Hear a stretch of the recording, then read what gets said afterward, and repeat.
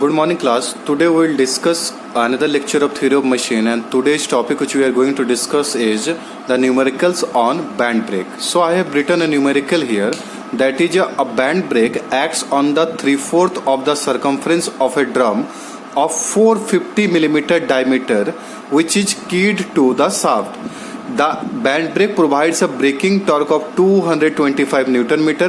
One end of the brake is attached to a fulcrum pin of the lever and the other end to a pin 100 millimeter from the fulcrum.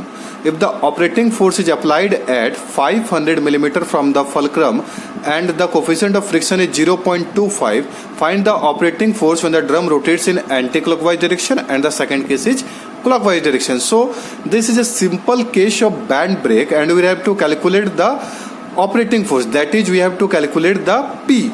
So through the given questions we can find out the data. That is, the first one is 3/4 of circumference, that is theta is given.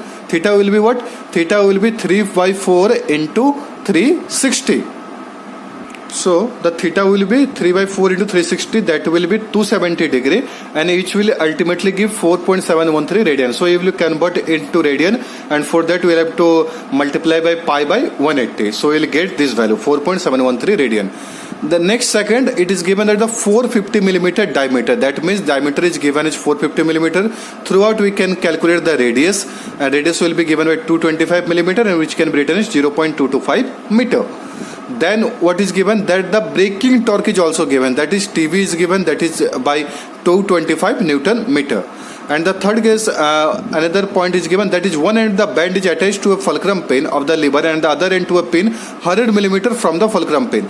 That means as I have discussed you about band brakes, so just imagine the diagram of that. There is a point B in the lever, so from O to B, that distance OB that is given by B, that is B is given as 100 millimeter, which can be written as 0.1 meter. Then if the operating force is applied at 500 millimeter from the fulcrum, so operating force, where operating force is applied, that is operating force means that force P, and P is applied at the end of the lever. So through O to P distance, that is given by L. Already I have given you the figure. So that L will be 500 millimeter, and it can be written as 0.5 meter. Again, what is given, that is the coefficient of friction, that is mu equals to 0.25, and finally we have to calculate the value of P.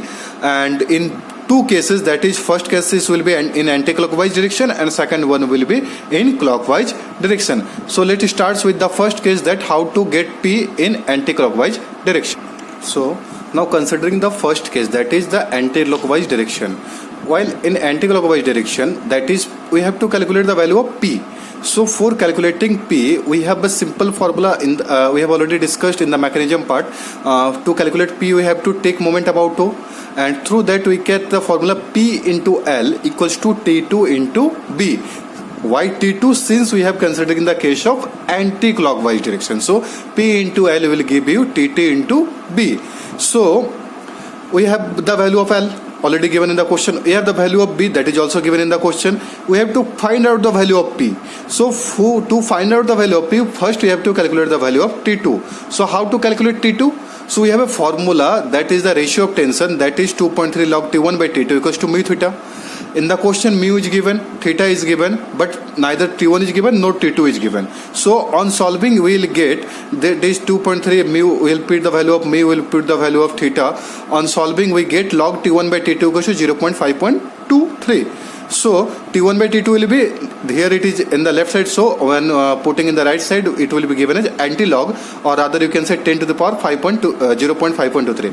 If we have to solve the formula for anti-log of anything, we simply give that to the 10 of power. So here we have the value 0.5.23, we are taking anti-log of 0.5.23, so just put the formula 10 to the power 0.5.23. It will give you the value of anti-log. So on calculating the value of 10 to the power 0.5.23, this will give you 3.253. So we'll get a relation between T1 and T2. So this one is the first one.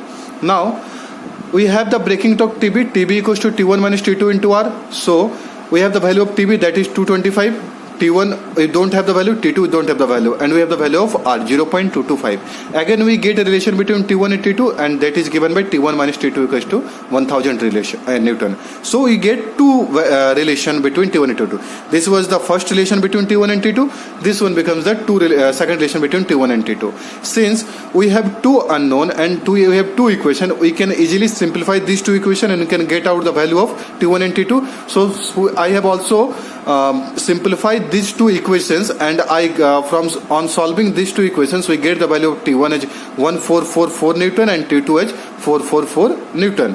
Now from the equation 1 that is given here, we have the value of, now we have already the value of in the question, that is L. In the question we have given the value of B also, and we have calculated the value of T2. On putting these values we can easily get the value of P, and that will be given by 88.8 Newton.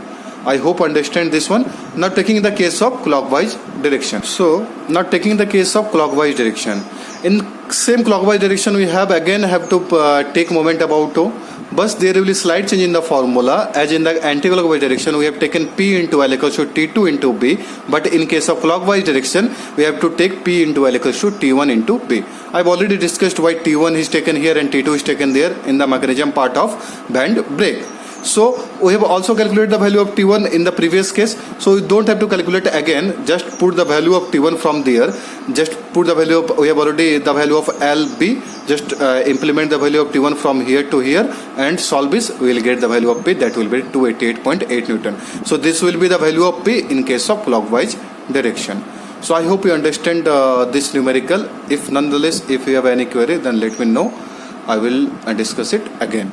Okay.